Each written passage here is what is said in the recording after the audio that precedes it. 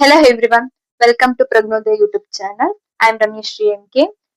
ನಾನು ಕ್ಲಾಸ್ ನ ಯಾಕೆ ಸ್ಟಾರ್ಟ್ ಮಾಡಿದ್ದೀನಿ ಅಂತಂದ್ರೆ NMMS ಅನ್ನೋ ಎಕ್ಸಾಮ್ ಅಂದ್ರೆ ಏನು, ಈ ಎಕ್ಸಾಮ್ ಯಾರಿಗೋಸ್ಕರ ಬಂತು, ಎಕ್ಸಾಮ್ ಅಪ್ಲೈ ಮಾಡೋದಕ್ಕೆ ಯಾರ್ಯಾರು ಎಲಿಜಿಬಲ್, ಹಾಗೇನೆ ಈ ಎಕ್ಸಾಮ್ ಯಾಕೆ ನಾವು ಬರೀಬೇಕು, ಇದರಿಂದ ನಮ್ಗೆ ಏನ್ ಸಿಗುತ್ತೆ ಅನ್ನೋದನ್ನ ನಾನು ಈ ಕ್ಲಾಸ್ ಅಲ್ಲಿ ಹೇಳ್ಕೊಡ್ತೀನಿ. So NMMS means national means come merit scholarship. So ಈ ನೇಮೇ ಹೇಳ್ತಿದೆ, ಇದು ಒಂದು ಸ್ಕಾಲರ್ಶಿಪ್ ಎಕ್ಸಾಮ್. ಈ ಎಕ್ಸಾಮ್ ನ ಬರೆದ್ರೆ ನಮ್ಗೆ ಸ್ಕಾಲರ್ಶಿಪ್ ಸಿಗುತ್ತೆ. ಸ್ಕಾಲರ್ಶಿಪ್ ಮೀನ್ಸ್ ಒಂದ್ ಅಮೌಂಟ್, ನಮ್ಗೆ ಸ್ಕಾಲರ್ಶಿಪ್ ಅಂದ್ರೆ ಅಮೌಂಟ್ ಬರೋದೇ ಅಲ್ವಾ, ನಮ್ಗೆ ಒಂದಷ್ಟು ಅಮೌಂಟ್ ಸಿಗುತ್ತೆ. ಎಷ್ಟು ಅಮೌಂಟ್ ಸಿಗುತ್ತೆ, ಮತ್ತೆ ಎಕ್ಸಾಮ್ ಹೇಗ್ ಅಪ್ಲೈ ಮಾಡೋದು, ಹಾಗೆ ಈ ಎಕ್ಸಾಮ್ಗೆ ಯಾರ್ಯಾರು ಎಲಿಜಿಬಲ್, ಮತ್ತೆ ಎಷ್ಟು ಸ್ಕಾಲರ್ಶಿಪ್ ನಮ್ಗೆ ಸಿಗುತ್ತೆ, ಎಲ್ಲಿವರೆಗೂ ಸಿಗುತ್ತೆ ಅನ್ನೋದನ್ನ ನಾನು ಈ ಕ್ಲಾಸ್ ಅಲ್ಲಿ ಎಕ್ಸ್ಪ್ಲೇನ್ ಮಾಡ್ತೀನಿ. ಸೊ ಈ ಸಂಸ್ಥೆ ಉದ್ದೇಶ ಏನಪ್ಪಾ ಅಂತ ಅಂದ್ರೆ, ಯಾರ್ಯಾರು ಗವರ್ನಮೆಂಟ್ ಸ್ಕೂಲ್ ಮಕ್ಳು ಇರ್ತಾರೆ ಅವರಿಗೆ ಹೈಯರ್ ಸ್ಟಡೀಸ್ ಗೆ ಹೆಲ್ಪ್ ಆಗ್ಲಿ. ಆ ಮಕ್ಳು ಆ ತುಂಬಾ ಒಂದಷ್ಟು ಮಕ್ಳಿಗೆ ಎಕ್ಸಾಮ್ ಫೀಸ್ ಕಟ್ಟೋದಕ್ಕೆ ಆಗಲ್ಲ. ಈ ಎಕ್ಸಾಮ್ ಬರೆದ್ರೆ ಅವ್ರ ಫೀಸ್ ನ ಅವರೇ ಕಟ್ಕೊಂತಾರೆ. ಆ ಉದ್ದೇಶದಿಂದ ಇವರು ಈ ಎಕ್ಸಾಮ್ ನ ಕಂಡಕ್ಟ್ ಮಾಡ್ತಾರೆ. ಈ ಎಕ್ಸಾಮ್ ಇವರ ಉದ್ದೇಶ ಏನಪ್ಪಾ ಅಂದ್ರೆ, ದುಡ್ಡು ಯಾರಿಗೂ ಸುಲಭವಾಗಿ ಸಿಗಲ್ಲ, ಆಯ್ತಾ. ಈ ದುಡ್ಡು ಅನ್ನೋದು ಏನಾದ್ರೂ ಒಂದು ಅಚೀವ್ ಮಾಡಿದ್ರೇನೆ ಒಂದಷ್ಟು ಅಮೌಂಟ್ ಅನ್ನೋದು ನಮಗ್ ಸಿಗುತ್ತೆ. ಅದೇ ಉದ್ದೇಶದಿಂದ ಸುಮ್ನೆ ಯಾರಿಗೂ ಸುಲಭವಾಗಿ ಅಮೌಂಟ್ ಸ್ಕಾಲರ್ಶಿಪ್ ಆಗ್ಲಿ ಕೊಡೋದ್ ಬೇಡ. ಅವರ ಮೆಂಟಲ್ ಎಬಿಲಿಟಿ ಅಂದ್ರೆ ಅವರ ಕೆಪಾಸಿಟಿ, ಮಕ್ಳುಗಳ ಕೆಪಾಸಿಟಿ ಏನಿರ್ಬೋದು, ಅವ್ರು ಈ ಉದ್ದೇಶಕ್ಕಾದ್ರೂ ಓದ್ತಾರೆ, ಮತ್ತೆ ಟ್ರಿಕ್ಸ್ ಅನ್ನೋದನ್ನ ಯೂಸ್ ಮಾಡ್ತಾರೆ ಅನ್ನೋ ಉದ್ದೇಶದಿಂದ ಅವ್ರ ಅದಕ್ಕೋಸ್ಕರ ಎಕ್ಸಾಮ್ ಕಂಡಕ್ಟ್ ಮಾಡ್ತಾರೆ. ಎಕ್ಸಾಮ್ ಬರ್ದು ಅವರ ದುಡ್ಡನ್ನ ಅವರೇ ಸಂಪಾದನೆ ಮಾಡ್ಲಿ ಅನ್ನೋದೇ ಇವ್ರ ಉದ್ದೇಶ. ಸೊ ಅಂಡ್ ಒಂದೇ ಲ್ಯಾಂಗ್ವೇಜ್ ಅಲ್ಲಿ ಮಾತ್ರ ಅಲ್ಲ, ಫಾರ್ ಎಕ್ಸಾಂಪಲ್ ಇಂಗ್ಲಿಷ್ ಆಗಿರ್ಬೋದು, ಕನ್ನಡ ಆಗಿರ್ಬೋದು, ಇವರು ಒಂದೇ ಲ್ಯಾಂಗ್ವೇಜ್ ಅಲ್ಲಿ ಎಕ್ಸಾಮ್ ನ ಕಂಡಕ್ಟ್ ಮಾಡಿಲ್ಲ. ಇವರು ಕನ್ನಡ, ಇಂಗ್ಲಿಷ್, ಉರ್ದು, ತೆಲುಗು, ಮರಾಠಿ, ಈ 5 ಲ್ಯಾಂಗ್ವೇಜ್ ಅಲ್ಲೂ ಇವರು ಈ ಎಕ್ಸಾಮ್ ನ ಬರೆಯೋದಕ್ಕೆ ಆಪರ್ಚುನಿಟಿ ಕೊಟ್ಟಿದ್ದಾರೆ. ಓಕೆನಾ. ಕನ್ನಡ, ಇಂಗ್ಲಿಷ್, ಉರ್ದು, ತೆಲುಗು, ಮರಾಠಿ, ಈ ಈ 5 ಲ್ಯಾಂಗ್ವೇಜ್ ಅಲ್ಲಿ ನೀವು ಯಾವುದೇ ಲ್ಯಾಂಗ್ವೇಜ್ ಅಲ್ಲಾದ್ರೂ ನೀವು ಈ ಎಕ್ಸಾಮ್ ನ ಬರೀಬಹುದು.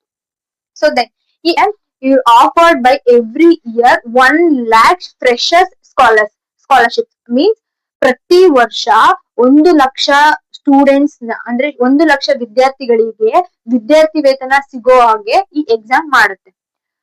ಸೊ ದೆನ್ ಈ ಎಕ್ಸಾಮ್ ನ ಅಪ್ಲೈ ಮಾಡೋದಕ್ಕೆ ಒಂದಷ್ಟು ರೂಲ್ಸ್ ರೆಗ್ಯುಲೇಷನ್ ಅನ್ನೋದಿದೆ. ಆ ರೂಲ್ಸ್ ರೆಗ್ಯುಲೇಷನ್ಸ್ ಏನೇನ್ ಇರುತ್ತೆ, ಮತ್ತೆ ಎಕ್ಸಾಮ್ ನ ಯಾರ್ಯಾರೋ ಅಪ್ಲೈ ಮಾಡೋದಲ್ಲ, ಇದಕ್ಕೂ ಒಂದಷ್ಟು ಎಲಿಜಿಬಲ್ಸ್ ಅನ್ನೋದು ಇರ್ತಾರೆ. ಆ ಎಲಿಜಿಬಲ್ಸ್ ಅಂದ್ರೆ ಫಸ್ಟ್ನೇ ಯಾರ್ಯಾರು ಎಲಿಜಿಬಲ್ ಆಗಿರ್ತಾರೆ ಅನ್ನೋದನ್ನ ನೋಡೋಣ. So first condition, only for 8th standard students ಅಂದ್ರೆ 8ನೇ ತರಗತಿಯಲ್ಲಿ ಓದುತ್ತಿರುವ ಮಕ್ಕಳಿಗೆ ಮಾತ್ರ ಈ ಎಕ್ಸಾಮ್ ಅಪ್ಲಿಕೇಬಲ್ ಆಗುತ್ತೆ. ಸೊ ಸೆಕೆಂಡ್ ಕಂಡೀಷನ್, ಅವರ family income should not be more than 3.5 lakh ಅಂದ್ರೆ ಅವ್ರದ್ದು ಇನ್ಕಮ್ ಏನಿದೆ ಅದು 3,50,000ಕ್ಕಿಂತ ಜಾಸ್ತಿ ಇರಬಾರ್ದು, ವಿತಿನ್ ಅಂದ್ರೆ ಒಳಗಡೆನೆ ಇರಬೇಕು. So then third condition, students of 8th class with a minimum aggregate of 55% ಅಂದ್ರೆ ಅವರು ಪ್ರೀವಿಯಸ್ ಇಯರ್ ಅಂದ್ರೆ 7th ಸ್ಟ್ಯಾಂಡರ್ಡ್ 7ನೇ ಕ್ಲಾಸ್ ಅಲ್ಲಿ ಏನ್ ಓದಿರ್ತಾರೆ ಅವ್ರದ್ದು ಪರ್ಸೆಂಟೇಜ್ ಮಿನಿಮಮ್ 55% ಇರಬೇಕು. ಮಿನಿಮಮ್ 55% ಅಂದ್ರೆ ಅದರ್ಸ್ ಗೆ ಮಿನಿಮಮ್ 55%, SC/ST ಗಳಿಗೆ ಮಿನಿಮಮ್ 50% ಇದ್ರೆ ಅಂತ ಮಕ್ಕಳು ಈ ಎಕ್ಸಾಮ್ ನ ಅಪ್ಲೈ ಮಾಡಬಹುದು. So fourth condition, private schools R not eligible for this scholarship. For example NVS, KVS and others ಅಂದ್ರೆ ಪ್ರೈವೇಟ್ ಸ್ಕೂಲ್ ಯಾವ್ಯಾವ್ದು ಇರ್ತಾರೆ, ಫಾರ್ ಎಕ್ಸಾಂಪಲ್ ನವೋದಯ ಶಾಲೆ ಆಗಿರ್ಬೋದು, ಕಿತ್ತೂರು ರಾಣಿ ಚೆನ್ನಮ್ಮ ಶಾಲೆ ಆಗಿರ್ಬೋದು, ಮುರಾರ್ಜಿ ಆಗಿರ್ಬೋದು, ಈ ತರ ಪ್ರೈವೇಟ್ ಸ್ಕೂಲ್ಗಳು ಯಾವ್ಯಾವ ಇರ್ತವೆ ಆ ಶಾಲೆಗಳಿಗೆ ಈ ಎಕ್ಸಾಮ್ ಅಪ್ಲಿಕೇಬಲ್ ಆಗಲ್ಲ. So fifth condition, this scholarship applicable only the government schools and aided schools ಅಂದ್ರೆ ಗವರ್ನಮೆಂಟ್ ಶಾಲೆ ಅಂದ್ರೆ ಗವರ್ನಮೆಂಟ್ ಸ್ಕೂಲ್ ಮಕ್ಳು ಯಾರ್ಯಾರು ಇರ್ತಾರೆ ಅವರಿಗೆ ಮಾತ್ರ ಈ ಸ್ಕಾಲರ್ಶಿಪ್ ಅಪ್ಲಿಕೇಬಲ್ ಆಗುತ್ತೆ. ಹಾಗೇನೆ ಏಡೆಡ್ ಅಂದ್ರೆ ಈ ಕಡೆ ಗವರ್ನಮೆಂಟ್ಸ್ ಅಲ್ಲ, ಆ ಕಡೆ ಪ್ರೈವೇಟ್ ಶಾಲೆನೂ ಅಲ್ಲ, ಅಂತಹ ಮಕ್ಕಳುಗಳಿಗೆ ಈ ಸ್ಕಾಲರ್ಶಿಪ್ ಅಪ್ಲೈ ಆಗುತ್ತೆ. Those students who successfully passed the NMMS examinations will get the scholarship. Further till ಎಲ್ಲಿವರೆಗೂ, ಈಗ 8th ಸ್ಟ್ಯಾಂಡರ್ಡ್ ಅಲ್ಲಿ ನೀವು ಎಕ್ಸಾಮ್ ಬರೀತು ಅಂತಂದ್ರೆ for till 9th 10th and first PU and second PU for till second PU ವರೆಗೂ ನಿಮ್ಗೆ scholarship ಸಿಗ್ತಾ ಹೋಗುತ್ತೆ. 8th ಅಲ್ಲಿ ನೀವು ಎಕ್ಸಾಮ್ ಬರೀತು ಅಂತ ಅಂದ್ರೆ for 9th 10th first PU and second PU ವರೆಗೂ ನಿಮಗೆ ಅಂದ್ರೆ 4 ಇಯರ್ ನಿಮಗೆ ಎಕ್ಸಾಮ್ ಸ್ಕಾಲರ್ಶಿಪ್ ಬರ್ತಾ ಹೋಗುತ್ತೆ. ಸೊ ಈ ಸ್ಕಾಲರ್ಶಿಪ್ ನೀವು ಪಾಸ್ ಆದ್ರೆ ಎಷ್ಟು ಅಮೌಂಟ್ ಸಿಗ್ಬೋದು ಏನು ಇತ್ತು ಅಂತ ನಿಮ್ ತಲೆಯಲ್ಲಿ ಬರ್ತಿರ್ಬೋದು. ಈ ಸ್ಕಾಲರ್ಶಿಪ್ ಏನಾದ್ರು ನೀವು ಪಾಸ್ ಮಾಡ್ತು ಅಂತಂದ್ರೆ ನಿಮ್ಗೆ ಪರ್ ಇಯರ್ ಗೆ 12,000 ಸಿಗುತ್ತೆ. ಅದು ಎಲ್ಲಿವರೆಗೂ ಸಿಗುತ್ತೆ, ಈಗ ನೀವು 8th ಸ್ಟ್ಯಾಂಡರ್ಡ್ ಅಲ್ಲಿ ನೀವು ಎಕ್ಸಾಮ್ ನ ಬರೀತೀರಾ ಅನ್ಕೊಳ್ಳಿ. ನೀವೇನಾದ್ರೂ ಎಕ್ಸಾಮ್ NMMS ಎಕ್ಸಾಮ್ ನ ಪಾಸ್ ಆಯ್ತು ಅಂದ್ರೆ will get further till 8th second PU ವರೆಗೂ ನಿಮ್ಗೆ ಸ್ಕಾಲರ್ಶಿಪ್ ಬರ್ತಾ ಹೋಗುತ್ತೆ. ಅಂದ್ರೆ 9th 10th first PU second PU ಅಂದ್ರೆ 4 ವರ್ಷ ನಿಮ್ಗೆ ಈಸಿಯಾಗಿ ಸ್ಕಾಲರ್ಶಿಪ್ ಸಿಗುತ್ತೆ ಈ NMMS ಬರ್ದು ಪಾಸ್ ಆಗ್ತು ಅಂದ್ರೆ. ಅದು ಎಷ್ಟು ಪರ್ ಇಯರ್ ಗೆ 12,000 ಪರ್ ಇಯರ್ ಗೆ 12,000 ಆಯ್ತು ಅಂತಂದ್ರೆ ಪರ್ ಮಂತ್ ಗೆ 1,000 ಆಯ್ತಾ. ಸೊ ಪರ್ ಇಯರ್ ಗೆ 12,000 ಅಂತ ಅಂದ್ರೆ ಏನ್ ಸುಮ್ನೆನಾ? ನಿಮ್ಮ ಫೀಸ್ ಅಂದ್ರೆ 8th ಸ್ಟ್ಯಾಂಡರ್ಡ್ ಆದ ತಕ್ಷಣ 9, 10, 11 means first PU second PU ನ ನಿಮ್ದು ಕಾಲೇಜ್ ಫೀಸ್ ನಿಮ್ ಸ್ಕೂಲ್ ಫೀಸ್ ನ ನೀವೇ ಕಟ್ಕೋಬಹುದು. ಇದು ಏನ್ ಗೊತ್ತಾ, ಇದು ಲಾಂಚ್ ಆಗಿದ್ದು 2008 ಅಲ್ಲಿ. 2008 ಇಂದ 2017 ಅಂದ್ರೆ 16 ವರ್ಗುನು ಅಮೌಂಟ್ ಎಷ್ಟಿತ್ತು ಹೇಳಿ ಈ ಸ್ಕಾಲರ್ಶಿಪ್ ಗೆ ಅಮೌಂಟ್? ಓನ್ಲಿ ಪರ್ ಮಂತ್ ಗೆ ಪರ್ ಇಯರ್ ಗೆ 6,000 ಅಷ್ಟೇ ಇದ್ದಿದ್ದು. 6,000 ಇತ್ತು. ಸೊ ಏಪ್ರಿಲ್ ಫಸ್ಟ್ 2017 ಅಲ್ಲಿ ಇನ್ಕ್ರೀಸ್ ಮಾಡಿದ್ರು. ಅಂದ್ರೆ 2008 ಇಂದ 2016 ವರೆಗೂ ಪರ್ ಮಂತ್ ಗೆ 6,000 ಬರ್ತಿತ್ತು. ಆದ್ರೆ ಮಕ್ಕಳಿಗೆ ಯೂಸ್ಫುಲ್ ಆಗ್ಲಿ ಅಂತ ಏಪ್ರಿಲ್ ಫಸ್ಟ್ 2017 ಅಲ್ಲಿ ಇವರು ಪರ್ ಇಯರ್ ಗೆ 12,000 ನ ಇನ್ಕ್ರೀಸ್ ಮಾಡಿದ್ರು. ಅಂದ್ರೆ 6,000 ನ ಇನ್ಕ್ರೀಸ್ ಮಾಡಿದ್ರು. ಪ್ಲಸ್ 6,000 ನ ಇನ್ಕ್ರೀಸ್ ಮಾಡಿ ಪರ್ ಇಯರ್ ಗೆ 12,000 ಬರೋ ಹಾಗೆ ಮಾಡಿದ್ರು. ಹಾಗೆ ಪರ್ ಇಯರ್ ಗೆ 12,000 ಅಂತ ಅಂದ್ರೆ ಪರ್ ಮಂತ್ ಗೆ ಎಷ್ಟಾಯ್ತು? 1,000 ಅಲ್ವಾ. ಸೊ ಈ ಸ್ಕಾಲರ್ಶಿಪ್ ನೀವೇನಾದ್ರೂ ಪಾಸ್ ಆಯ್ತು ಅಂದ್ರೆ ನಿಮ್ಮ ಅಮೌಂಟ್ ಈ ತರ ಇರುತ್ತೆ. ಅಂದ್ರೆ ಫರ್ದರ್ ಎಲ್ಲಿವರೆಗೂ 9th 10th first PU second PU ಅಂದ್ರೆ ಏನ್ ಸುಮ್ನೆನಾ? ನಿಮ್ಮ ಕಾಲೇಜ್ ಫೀಸ್ ನ ನೀವೇ ಕಟ್ಕೋಬಹುದು. ನೀವ್ ಹೀಗೂ ಅನ್ಬೋದು, ಅಯ್ಯೋ ಏನಪ್ಪಾ ಈ ಎಕ್ಸಾಮ್ ನ ಬರೆದ್ರೆ ಮಾತ್ರ ನಮ್ಗೆ ಈ ಸ್ಕಾಲರ್ಶಿಪ್ ಸಿಗೋದು, ಅದ್ಬಿಟ್ರೆ ನಮ್ಗೆ ಸ್ಕಾಲರ್ಶಿಪ್ ಸಿಗಲ್ಲ. ಅದ್ರ ಬದಲು ನಾನ್ ಯಾಕೆ ಬರಿಬೇಕು, ನಾನ್ ಬರೆದ್ರೆ ಪಾಸ್ ಆಗ್ತೀನ? ಮತ್ತೆ ಇದ್ರದ್ದು ಎಕ್ಸಾಮ್ ಹೆಂಗಿರುತ್ತೆ, ಎಷ್ಟು ಡಿಫಿಕಲ್ಟ್ ಇರುತ್ತೆ, ಈಸಿ ಇರುತ್ತಾ, ಟಫ್ ಇರುತ್ತಾ ಅನ್ನೋದು ತಲೆಯಲ್ಲಿ ಬರ್ತಿರ್ಬೋದು. ಈ ಎಕ್ಸಾಮ್ ತುಂಬಾ ಅಂದ್ರೆ ತುಂಬಾ ಈಸಿ. ಈ ಎಕ್ಸಾಮ್ ನ ಬರೆದು ಈ ಸ್ಕಾಲರ್ಶಿಪ್ ತಗೊಂಡಿರೋ ವಿದ್ಯಾರ್ಥಿನೂ ಸಹ ನಾನಾಗಿದ್ದೆ. ಅಂದ್ರೆ ನಾನು ಫಸ್ಟ್ ಸ್ಟಾರ್ಟಿಂಗು ಅಯ್ಯೋ ಬೇಡ ಅಂತ ನಾನೇನಾದ್ರೂ ನೆಗ್ಲೆಕ್ಟ್ ಮಾಡಿದ್ರೆ ನಾನ್ 4 ವರ್ಷ 12,000 ತಗೋತಾನೆ ಇರ್ಲಿಲ್ಲ. ತುಂಬಾ ಅಂದ್ರೆ ತುಂಬಾ ಗಿಲ್ಟ್ ಫೀಲ್ ಆಗ್ತಿತ್ತು.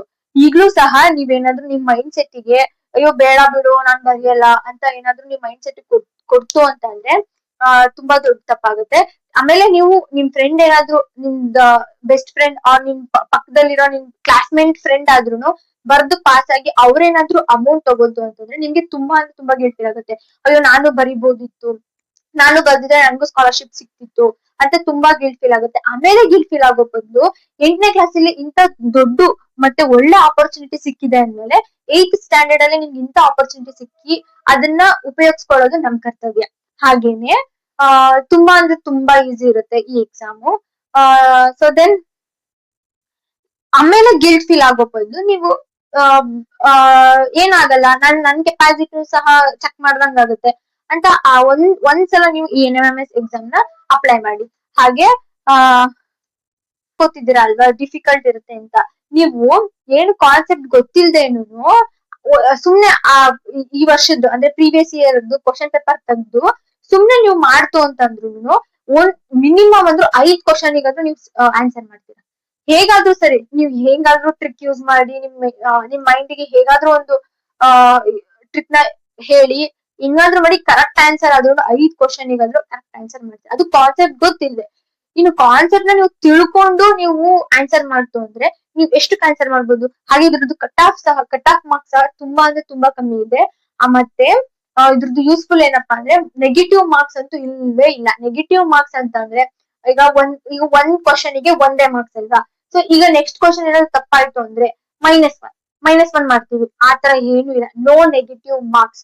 ಸೊ ಇದೊಂದು ಒಳ್ಳೆ ಆಪರ್ಚುನಿಟಿ ನಿಮ್ಗೆ. ಅದು 8ನೇ ಕ್ಲಾಸ್ ಅಲ್ಲಿ ನಿಮ್ಗೆ ಸಿಕ್ಕಿದೆ ಅಂದ್ರೆ ಇದೊಂದು ಒಳ್ಳೆ ಆಪರ್ಚುನಿಟಿ. ಇದನ್ನ ಯೂಸ್ಫುಲ್ ಮಾಡ್ಕೊಳ್ಳಿ. Let us start the syllabus. ಓಕೆನಾ.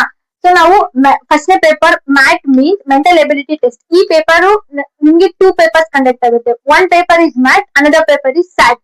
ಸೊ ಈ ಪೇಪರ್ ನಿಮ್ಗೆ ಬೆಳಿಗ್ಗೆ ಕಂಡಕ್ಟ್ ಮಾಡ್ತೀವಿ.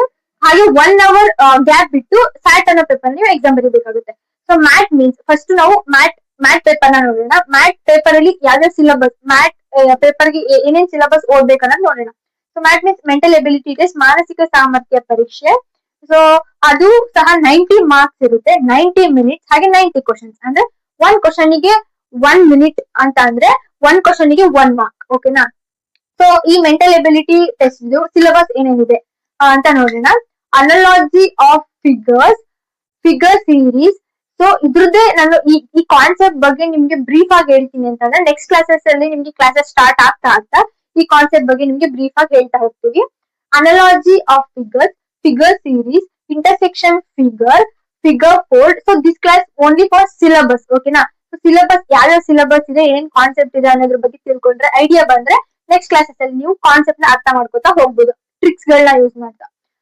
So next analogy of figure series, intersection figure fold, mirror image, counting A figure, analogy number series, letter series, coding and decoding, arithmetical operations, directions, blood relations, Venn diagram and age problems. So ಇಷ್ಟು ನಿಮ್ಗೆ math syllabus. ಇನ್ನ ಇದೆ, ಅದೆಲ್ಲ ಚಿಕ್ಕ concept ನಿಮ್ಗೆ ಅರ್ಥ ಆಗ್ತಾ ಹೋಗುತ್ತೆ. ಸೊ ನೆಕ್ಸ್ಟ್ ನಾವು ಸ್ಟಾಟ್ ಪೇಪರ್ ಗೆ ಏನೇನ್ ಸಿಲೆಬಸ್ ಇದೆ ಅಂತ ನೋಡೋಣ. ತುಂಬಾ ಈಸಿ ಇರುತ್ತೆ. ಟ್ರಿಕ್ಸ್ ಗಳನ್ನ ಯೂಸ್ ಮಾಡ್ಕೊಂಡು ನೀವು ಮಾಡ್ತಾ ಹೋದ್ರೆ 1 ನಿಮಿಷ ಅಲ್ಲ 30 ಸೆಕೆಂಡ್ಸ್ ಅಲ್ಲೇ ನೀವು ಆನ್ಸರ್ ಮಾಡ್ತಾ ಹೋಗ್ತೀರಾ. So let us start another paper, SAT. So the next paper SAT SAT paper. ಈ ಪೇಪರ್ ನಿಮ್ಗೆ ಮಧ್ಯಾಹ್ನ ಸೆಷನ್ ಅಲ್ಲಿ ಇರುತ್ತೆ. ಓಕೆನಾ. ಸೊ ನಾನು ಆಗ್ಲೇ ಹೇಳಿದ ಹಾಗೆ ಮ್ಯಾಟ್ ಅನ್ನೋ ಪೇಪರ್ ನಿಮ್ಗೆ ಬೆಳಗ್ಗೆ ಸೆಕ್ಷನ್ ಅಲ್ಲಿ ಇದ್ದು 1 hour ಬ್ರೇಕ್ ಕೊಟ್ಟು ಮಧ್ಯಾಹ್ನ ಸೆಷನ್ ಅಲ್ಲಿ ಸ್ಯಾಟ್ ಪೇಪರ್ ಸಿಗುತ್ತೆ. Sat means scholastic aptitude test, ಮಾನಸಿಕ ಪ್ರವೃತ್ತಿ ಪರೀಕ್ಷೆ. ಓಕೆನಾ. ಈ ಸ್ಯಾಟ್ ಪೇಪರ್ ಸಿಲೆಬಸ್ ಏನಪ್ಪಾ ಅಂತಂದ್ರೆ ಸೋಷಿಯಲ್ ಸೈನ್ಸ್, ಮ್ಯಾಥಮೆಟಿಕ್ಸ್. ಈ 3 ಪೇಪರ್ ಅಂತಂದ್ರೆ ಯಾವ್ದ್ರದಪ್ಪ, ಸೋಷಿಯಲ್ ಸೈನ್ಸ್, ಮ್ಯಾಥಮೆಟಿಕ್ಸ್ ಅಂತ ಹೇಳ್ತಿದ್ರ. ಯಾವ ಬೋರ್ಡ್ ಪೇಪರ್ ಅಲ್ಲಿ ಸೋಷಿಯಲ್ ಸೈನ್ಸ್ ಓದ್ಬೇಕು, ಯಾವ ಪೇಪರ್ ಓದ್ಬೇಕು ಅಂತ ನೀವು ಥಿಂಕ್ ಮಾಡ್ತಿರ್ಬೋದು. ನೀವು ಯಾವ್ದೀಗ 8th ಸ್ಟ್ಯಾಂಡರ್ಡ್ ಗೆ ನೀವ್ ಏನ್ ಪ್ರಿಪೇರ್ ಆಗ್ತಿದ್ದೀರಾ, ಬೋರ್ಡ್ ಎಕ್ಸಾಮ್ ಗೆ ನೀವ್ ಏನ್ ಪ್ರಿಪೇರ್ ಆಗ್ತಿದ್ದೀರಾ, ಈಗ ಆಲ್ರೆಡಿ ಬೋರ್ಡ್ ಕ್ಲಾಸಸ್ ಸ್ಟಾರ್ಟ್ ಆಗಿದೆ ಅಲ್ವಾ, ನೀವು ಬೋರ್ಡ್ ಎಕ್ಸಾಮ್ಸ್ ಏನ್ ಪ್ರಿಪೇರ್ ಆಗ್ತಿದ್ದೀರಾ ಅದೇ ಕ್ವಶನ್ಸ್ ಇಲ್ಲಿ ಬರುತ್ತೆ, ಈ ಪೇಪರ್ ಅಲ್ಲಿ ಬರುತ್ತೆ.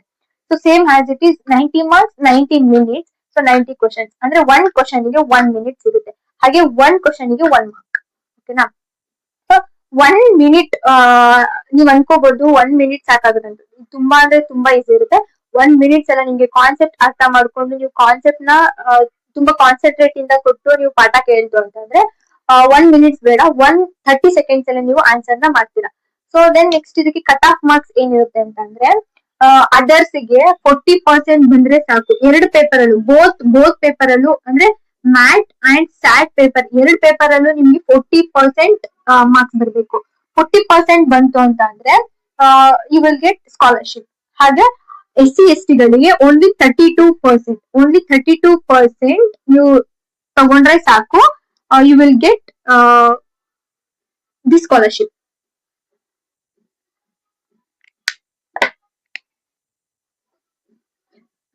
ಏನು SC/ST ಗಳಿಗೆ 32% ಸಿಕ್ಕಿದ್ರೆ ಅದರ್ಸ್ ಗೆ 40% ತಗೊಂಡ್ರೆ ಬೋತ್ ಪೇಪರ್ ಅಲ್ಲೂ ನೀವು 40% ನ ಕಂಡಕ್ಟ್ ಮಾಡ್ಬೇಕು. ಹಾಗೆ 32% ನ ನೀವು ತಗೊಂಡ್ರೆ NMMS ಸ್ಕಾಲರ್ಶಿಪ್ ನಿಮ್ಗೆ ಬರ್ತಾ ಹೋಗುತ್ತೆ. ಸೊ ದೆನ್ ಅಂದ್ರೆ ಟೋಟಲಿ 100% ಗೆ 80% ಆರ್ 75% ನೀವು ತಗೊಂಡ್ರೆ you will get the scholarship NMMS. You will get this NMMS scholarship. ಓಕೆನಾ. ಸೊ ತುಂಬಾ ಈಸಿ ಇರುತ್ತೆ. ಕಾನ್ಸೆಪ್ಟ್ ಸಹ ತುಂಬಾ ಅಷ್ಟೇ ಟ್ರಿಕಿ ಆಗಿರುತ್ತೆ. ಹಾಗೆ ನೀವು ಒಂದು ಕ್ವಶನ್ ನ ಸೊಲ್ಯೂಷನ್ ನೀವು ಸಾಲ್ವ್ ಮಾಡ್ತು ಅಂತ ಅಂದ್ರೆ ನಿಮ್ ಮೈಂಡ್ ಸ್ವಲ್ಪ ಶಾರ್ಪ್ ಆಗುತ್ತೆ, ತುಂಬಾ ಖುಷಿನೂ ಸಿಗುತ್ತೆ ಮನ್ಸಿಗೆ. ತುಂಬಾ ಅಂದ್ರೆ ತುಂಬಾ ಚೆನ್ನಾಗಿದೆ. ಈ ಎಕ್ಸಾಮ್ ನ ನೀವು ಯುಟಿಲೈಸ್ ಮಾಡ್ಕೊಳ್ಳಿ ಅಂತ ನಾನು ಕೇಳ್ಕೊತೀನಿ. ಈ ಎಕ್ಸಾಮ್ ಇಂದ ನಿಮ್ಗೆ ಬೆನಿಫಿಟ್ಸ್, ಲಾಸ್ ಅಂತೂ ಸ್ವಲ್ಪನೂ ಇಲ್ಲ, ಎಲ್ಲವೂ ಸಹ ಬೆನಿಫಿಟ್ ಸಿಗುತ್ತೆ. ಟೋಟಲ್ ನಾನು ಆಗ್ಲೇ ಹೇಳಿದಂಗೆ ಪರ್ ಇಯರಿಗೆ 12,000, ಹಾಗೆ ಪರ್ ಮಂತಿಗೆ 1K, ಟೋಟಲಿ ನೀವು ಟೋಟಲ್ ನೀವು 48,000 ತಗೋತೀರಾ. 48,000 ಅದು ಎಷ್ಟೊತ್ತಿಗೆ? 4 ವರ್ಷಕ್ಕೆ, 4 ಇಯರಿಗೆ 48,000 ಅಮೌಂಟ್ ನ ನೀವು ತಗೋತೀರಾ. ಹಾಗೆ ಇದಕ್ಕೆ ಸ್ಕಾಲರ್ಶಿಪ್ ಹೇಗೆ ಅಪ್ಲೈ ಮಾಡ್ಬೇಕು ಅಂತ ನಿಮ್ಗೆ ತಲೆಯಲ್ಲಿ ಬರ್ತಿದ್ರೆ, ಈ ಸ್ಕಾಲರ್ಶಿಪ್ ಅಪ್ಲೈ ಮಾಡೋ ಕೆಲಸ ನಿಮ್ಮ ಪ್ರಿನ್ಸಿಪಾಲ್ ಏನಿರ್ತಾರೆ, ನಿಮ್ಮ ಸ್ಕೂಲಿನ ಪ್ರಿನ್ಸಿಪಾಲ್ ಏನಿರ್ತಾರೆ ಅವರಿಗೆ ಅವರ ಕೆಲಸ, ಅದು ಅವರ ಕರ್ತವ್ಯ. ಮೀನ್ಸ್ ಅವರು ಅಪ್ಲೈ ಮಾಡ್ತಾರೆ. ನೀವು ಡಾಕ್ಯುಮೆಂಟ್ಸ್ ಏನಿದೆ, ಏನೇನ್ ಡಾಕ್ಯುಮೆಂಟ್ಸ್ ಬೇಕು ಅನ್ನೋದನ್ನ ನೀವು ತಿಳ್ಕೊಂಡು ಅವರಿಗೆ ಕೊಟ್ರೆ ಅವ್ರು ಈ ಸ್ಕಾಲರ್ಶಿಪ್ ನ ನೀವು ಬರೆಯೋ ಹಾಗೆ ಅಪ್ಲಿಕೇಶನ್ ಅಪ್ಲೈ ಮಾಡ್ತಾರೆ. ಸೊ ಈ ಸ್ಕಾಲರ್ಶಿಪ್ ಅಪ್ಲಿಕೇಶನ್ಸ್ ಯಾವಾಗ ಸ್ಟಾರ್ಟ್ ಆಗುತ್ತೆ ಅಂತಂದ್ರೆ ಆಗಸ್ಟ್ ಆರ್ ಸೆಪ್ಟೆಂಬರ್ ಅಲ್ಲಿ ಸ್ಟಾರ್ಟ್ ಆಗುತ್ತೆ. ನೀವು ಎಕ್ಸಾಮ್ ಬರೆಯೋದು ಯಾವಾಗ ಅಂತಂದ್ರೆ ಡಿಸೆಂಬರ್ ಆರ್ ಜಾನ್ವರಿಲಿ ಈ ಎಕ್ಸಾಮ್ ಕಂಡಕ್ಟ್ ಆಗುತ್ತೆ. ತುಂಬಾ ಈಸಿ ಇರುತ್ತೆ. ಈ ಎಕ್ಸಾಮ್ ನ ತಗೊಳ್ಳಿ, ಯುಟಿಲೈಸ್ ಮಾಡ್ಕೊಳ್ಳಿ. ತುಂಬಾ ಅಂದ್ರೆ ತುಂಬಾ ಈಸಿ ಇರುತ್ತೆ.